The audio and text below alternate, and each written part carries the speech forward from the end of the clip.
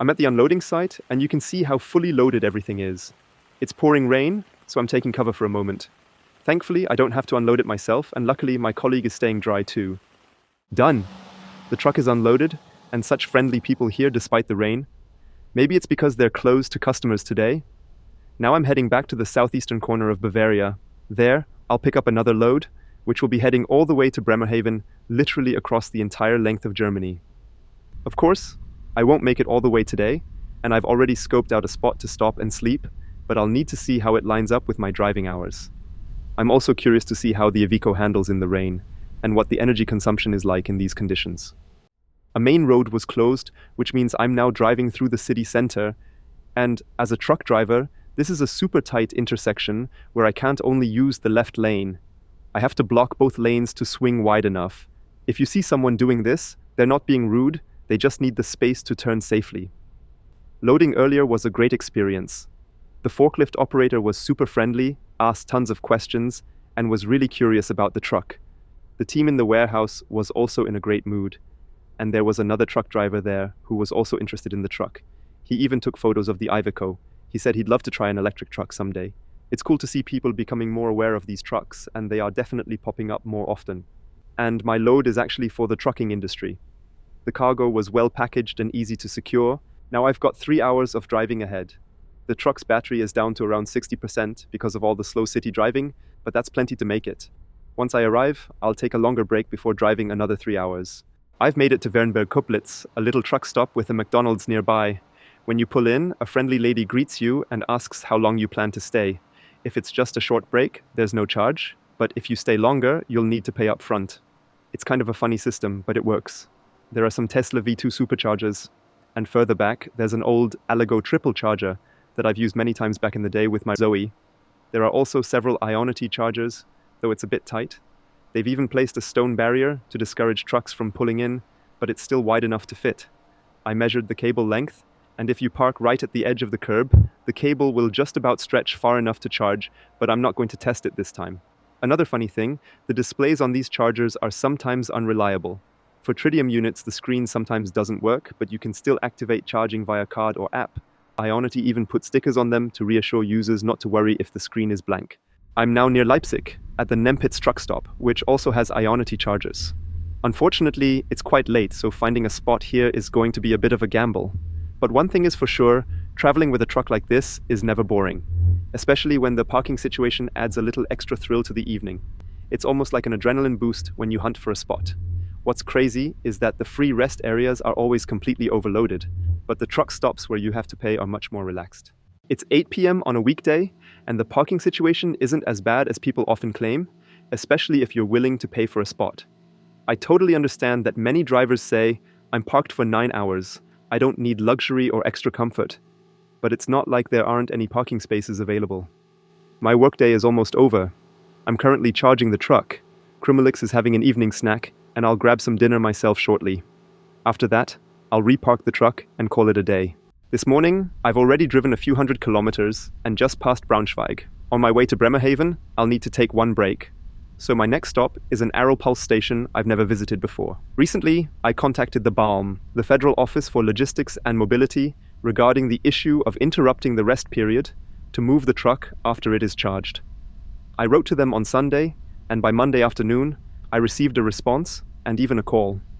It turns out it was their Department for Administrative Offenses, so now I'm probably on their radar. I shared a few ideas for how charging could work with rest regulations, either by extending the driving time and documenting it, similar to other exceptions like when you are stuck in a traffic jam and can't take a rest, or by removing the driver card when moving the truck, or applying the same rule as for ferries or trains, where it is handled as blocking public infrastructure when you are stationary and you are allowed to move the truck. Unfortunately, their conclusion was straightforward. None of these options are allowed under current regulations. Rest periods cannot be interrupted or bypassed with tricks, and even an electric truck isn't an exception. Honestly, I understand their reasoning, because there is no set framework for where you draw the line for how long charging is allowed to take. If I charge for the first 30 minutes into my 9-hour break, I can still understand it, as it assumes I can get at least 8 hours of sleep afterwards. But if my truck charges slowly and it takes 4 hours, I would theoretically wake up in the middle of the night to move the truck and then get less or worse sleep. They acknowledge that the issue is becoming more common and the current system isn't ideal. During the day, it's less of a problem since brakes can easily align with charging times and you don't need to monitor the process as closely. But at night, nobody wants to block a charging station unnecessarily. They encouraged me to reach out to policymakers to push for legislative changes, and I'll do that. In the meantime, I'll focus on keeping everything within the legal framework as much as possible, documenting everything thoroughly in cases where it's unavoidable, and relying on goodwill from inspectors during checks. So here I am at the Aral Pulse station, very straightforward, but you need to maneuver a bit when leaving. This is actually a pretty good location. There's plenty of space around the gas station, and you can either drive straight out or reverse a bit and exit from the back. The only downside is that the charging power is only 220 kilowatts. But I've started to adopt a more relaxed mindset about charging speeds. As long as the charging power is over 200 kilowatts, I don't stress about it. Trying to squeeze out those last few kilowatt hours while stressing about moving and reparking is not worth it. The unloading is done, and I've already been informed that tomorrow morning I'll be heading out on another long tour, which will involve loading in Lear. That means I'll be spending the night at the depot and charge up to 100%, which takes some of the stress out of the process. Now I'm dropping off the last load. I've got 210 kilometers or 130 miles ahead of me and 36% battery left. I've gotten into the habit of working with percentages on this truck because the range estimate is inaccurate. For example, if 20% should give me 100 kilometers, in reality it's more like 175 kilometers under optimal conditions. But even then I won't make it and have to charge anyway. There's also the rule Björn Nieland came up with: don't be a zero hero. There's no point in running the battery to zero unless it's absolutely necessary. I'm not in a rush, and there's an Aral Pulse charging station on the way where I don't need to unhitch the trailer. But one takeaway from this situation is that it would have been helpful to know ahead of time that the remaining range wouldn't work out. If I'd known, I could have stayed at the last charging station for 15 minutes longer. But there is no one to blame for it. It's just how logistics work. Plans change, and you simply can't plan multiple days ahead with certainty. In 10 minutes of charging, I already added 50 kilowatt hours. I plan to continue driving at around 35%, so this really is a quick charging stop. I'm parked across 2 spaces, which I like to do when I'm staying with the truck anyway. I'm slightly on the diesel fueling area, but it's still accessible. And if a diesel truck should show up, I'm going to ask him why he needs to refuel. I thought they have so much range.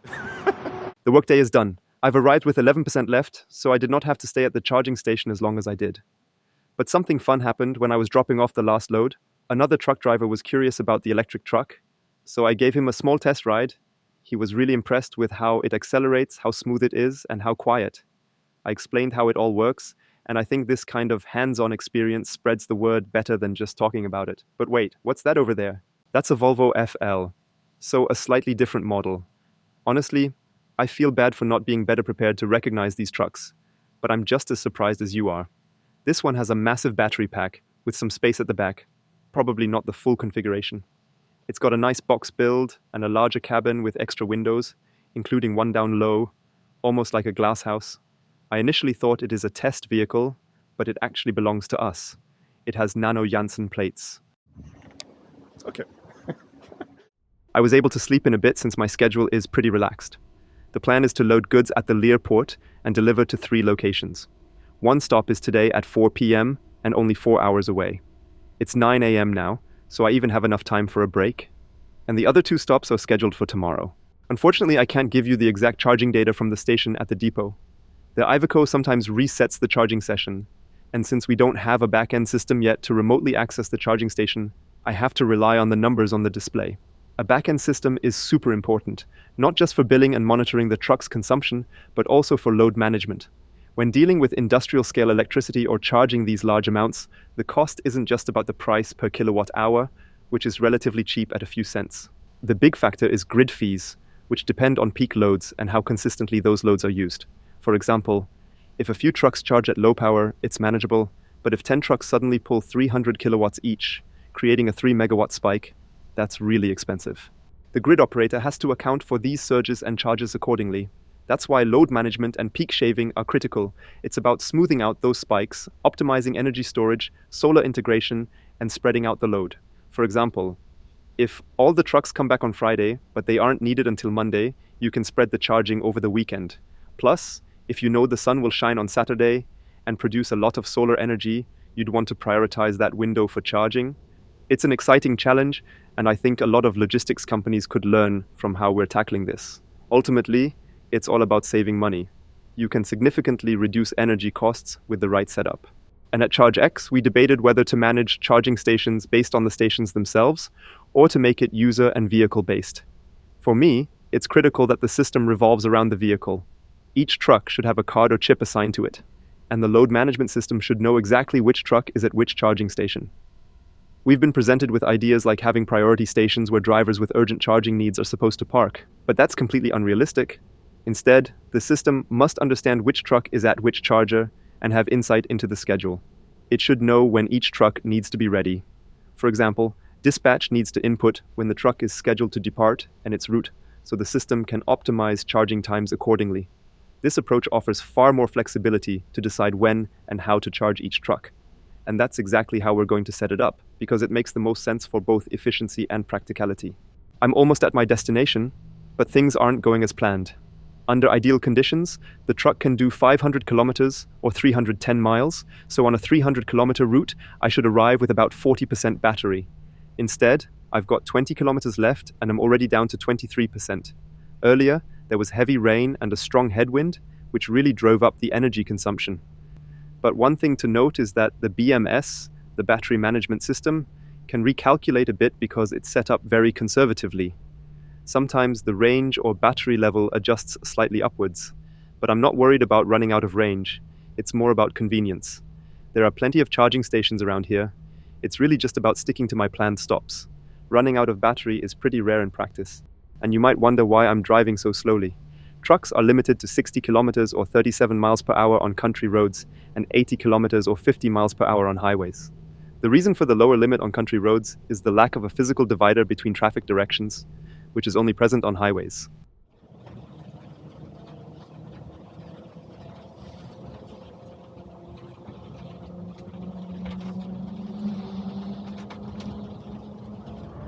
For the first time, I had to use a loading dock. The dock was already damaged at the bottom, so you really have to be careful. Loading at a dock is usually straightforward since everything is unloaded from the back. However, the pallets were strapped on the sides, so I still had to open the side panels. Basically, the worst of both worlds. So far, my 10-week trucking experiment has gone very well, but now I'm in a frustrating situation for the first time. I couldn't find any place to park the trailer, I have very little battery left, only 2 minutes of driving time remaining, and I need to charge. But I saw a company on Google Maps with a very large private parking lot. So I drove there and explained my situation. The security guard was surprised I even asked because, apparently, trailers are regularly parked there. Here is the charging station, and it would never have worked without unhitching the trailer. There's an electric Ducato with a box body that drove off right when I arrived. I would have liked to learn more about the vehicle, but maybe they got spooked by my truck. The charger is 300 kilowatts with cooled cables, as indicated by the HPC label. Now I just hope no one parks next to me so that the power isn't shared. Here's a great example of the volatility at charging stations. I was standing there alone at first, but now it's completely full. Now I'm sharing the charging power, which isn't ideal, but it is what it is.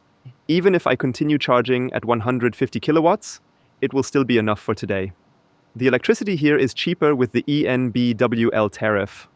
I usually only use it for emergencies, but at 39 cents, it's fine. Going to Arrel to pay 11 cents more doesn't make sense.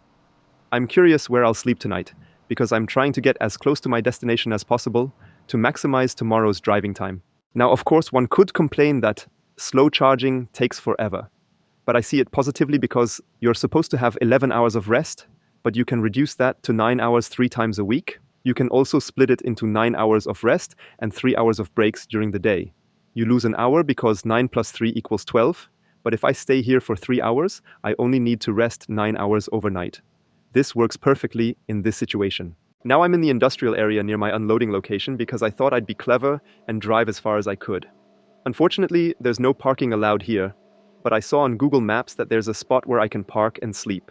The most important thing for today is done. I unloaded first thing this morning, and the second unloading spot was just half an hour away, which worked out well. Now, I would love to drive a long-distance route, but we have a company summer party on Saturday. If I load today, I would have to unload by Friday morning because most companies close around noon. So instead, I'm going to drive a quick round of newspaper deliveries. I'm now in Huntertal and will try out something different today. I'll try out this 50 kilowatt CCS charger. 50 kilowatts would be perfect for overnight charging if you're parked somewhere for 13 hours. But it's not working, and I can explain why. Here we have the charger, and you can see the output is 500 volts. While the fast charging station next to it has 500 amps or 1000 volts output. There are two types of battery packs, 400 volts and 800 volts. 400 volts is the standard that's been used in most electric vehicles over the last few years, while newer EVs like the Porsche Taycan, Kia EV6, and these newer trucks like my Iveco have an 800 volt system. However, that doesn't mean the batteries always operate at 800 volts. That's just the maximum range they can reach. When the entire pack of the Iveco is discharged, it is at around 630 volts and can then rise to 800 volts. With a 400 volt system like the Volvo FM Electric, the maximum is 400 volts, and when it's discharged, the cells are at about 230 volts. The charging station with 1000 volts can charge trucks across the entire voltage range, meaning it can charge the Volvo at 230 volts and the Iveco up to its maximum of 800 volts. But the 500 volt charging station can only charge trucks up to 500 volts. So, while the Volvo can be charged because the cells max out at 400 volts, the Iveco, when discharged at 630 volts, exceeds the 500 volt limit of the charging station, making it unable to charge. If we look at the Alpatronic charger here, you'll see an L on it, which stands for voltage up to 1000 volts, and it's backward compatible. This means that the EQB has both K and L labels, because it can charge at both 1000 volt stations as well as 500 volt stations, since the EQB has a 400 volt battery. This ensures that you always plug in the right connector for the corresponding voltage. Right now, we're charging in parallel, and you can see that the current voltage is 700 volts for the truck, while the EQB, with a similar state of charge, is at 400 volts. So, what are the solutions for 800 volt vehicles to charge at 400 volt stations? There are two options. For Porsche and Lucid, a DC booster or DC-DC converter is installed, which steps up the charging current from 400 to 800 or 1000 volts. However, this solution is quite expensive and inefficient. For Lucid, it only works up to 50 kilowatts, and for Porsche, the maximum is 150 kilowatts. So it's really more of a workaround. Another option is to lower the voltage level. A 800 volt battery pack can be split into two 400 volt packs by reconfiguring the wiring. The new Porsche Macan or the Tesla Cybertruck can reconfigure the cells to make it appear as a normal 400 volt system for the charging station. Car manufacturers have to think carefully about this, but for truck manufacturers, it's not as critical. Still, I should mention that the Volvo FM Electric is the best-selling electric truck and has a 400 volt system. One could argue that 800 volts is better, but it's not that simple. The Volvo was purchased by companies that had a three-phase socket, allowing them to charge the truck with minimal infrastructure costs at 50 kilowatts, which is only possible with a 400 volt system. I think that's also one of the reasons why it sold so well. For a logistics company, it's important to know the architecture of the trucks and which charging stations need to be set up at the depot. And when it comes to trucks, it's clear that they need 800 volt systems to take full advantage of the infrastructure because you're talking about much higher charging needs. But for passenger cars, if you calculate 500 amps at 400 volts, that's 250 kilowatts. With a flat charging curve, it is more than enough. So 400 volts is not bad or outdated. It is actually very robust and works everywhere. To wrap up, the reason for increasing voltages to such high levels is tied to the charging power, which is calculated by multiplying current by voltage. For example, the Volvo has a 400 volt system, which gives it about 230 kilowatts of charging power. If you want to exceed 400 kilowatts, you would have to double the current and thus the cable thickness at the same voltage. Eventually, that becomes impractical. That's why increasing the voltage while keeping the current constant is the ideal solution. This way, the cable remains the same size, but you get much more power through it, saving both space and cost. It's also cheaper because thinner cables and less complex power electronics are needed inside the vehicles. It was just a matter of time, but now I've had my first accident. I'm not proud of it, but I'll show you real quick. I've been here before and I had already been given the advice on how to drive out. I thought I was parked right, but as I drove out, I got stuck on a 1 centimeter gap at the back, and now I've got these scratches. Others have already gotten stuck here, but apparently it hasn't happened in a while. Some repairs have already been done, but the gate and these chipped areas here were caused by me. Some of the bricks have even broken off. This is really embarrassing and awkward, but I thought I'd show this as well because it's part of the trucker life, unfortunately. Of course, I immediately told dispatch and sent pictures, and they actually reacted really chill. They said it wasn't that big of a deal since it's our trailer, our warehouse, and no third-party damage occurred, which is always way more complicated. They told me to just keep going and learn from it. That was a really cool reaction, but it's still super embarrassing, especially because my colleague had already told me about this. I think it worked last time because I was a bit further left, and that was just luck.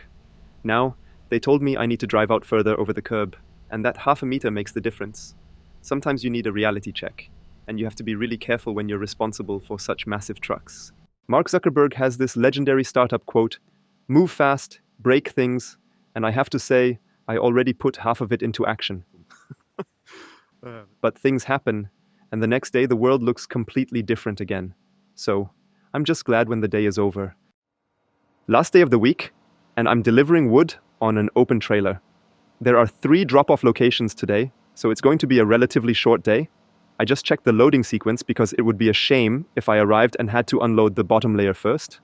Also, since it's a bit over length at the back, it needs to be marked accordingly.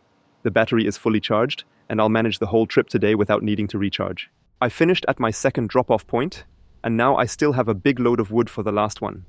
On the way here, I saw this shipping company with 2 electric trucks, 2 Volvo FH electrics, and 2 ABB Terra 50 charging stations. These are exactly the kind of stations I mentioned yesterday. Ones that support up to 500 volts and work perfectly with the Volvo. However, the infrastructure there is likely to outlast the trucks. This was a new realization for me that you can easily make bad infrastructure decisions, and it's essential that the companies providing charging solutions ensure they're providing the right guidance. The Iveco is putting on a little disco show with the gear shift display blinking, but I haven't noticed any issues or restrictions so far. I do need to watch out for the overhang though, it's really long. I've been to 2 drop-off points, and both locations were very tight. At the first one, I had to maneuver a bit. At the second, I could drive around, but it was super cramped because there was stuff everywhere. At the first location, I kept getting out of the truck to check if the back was swinging out too far, and there were parked cars in the way. I was really careful, but the people who were helping unload were just standing in the window watching instead of helping me. It was their property and probably their own vehicles. That was a bit strange. At the second place, though, it was the complete opposite. Someone came out, checked if it would fit, and even helped me further. I really appreciated that. People are just so different. Some want to watch the world burn, others help right away. But that's everywhere in life. I drove back to the yard, swapped the trailer, and loaded a trailer for a colleague at the port. There were 2 forklift drivers loading the pallets, so it went super fast. I was the bottleneck because I couldn't keep up with securing the load, but it was really fun, and it felt like the trailer was fully loaded in just 10 minutes. And something else came to my mind about the 400 and 800 volt systems. In the TomTom navigation for trucks, there's no distinction between 400 and 800 volt charging stations. Navigation providers really need to improve this because most trucks can't charge at 400 volt stations. My week is done. I parked the Iveco, cleaned it thoroughly, recharged it, and most importantly, I unloaded it because it's going in for a small service check next week. They'll check a few things and also install some new software. And you can see our trucks lined up nicely. It's worth mentioning that we recently bought diesel trucks as well, so we're not exclusively buying electric vehicles yet, but apparently these are the last diesel trucks we purchased. In the back, you can see our Volvo FM electric. I just met Frank, who's been with us for half a year and drives this FM in daily operations. He told me he never wants to drive anything else again. He mentioned that range is the biggest issue. He rarely gets more than 400 kilometers out of it. I had to smile because according to Volvo, it's only supposed to manage 300 kilometers.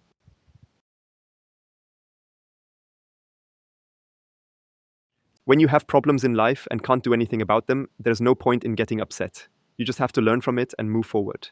But when you can do something about it, like now, where I can fix the damage a bit, you should definitely do it. From now on, it's all about looking ahead. See you next time.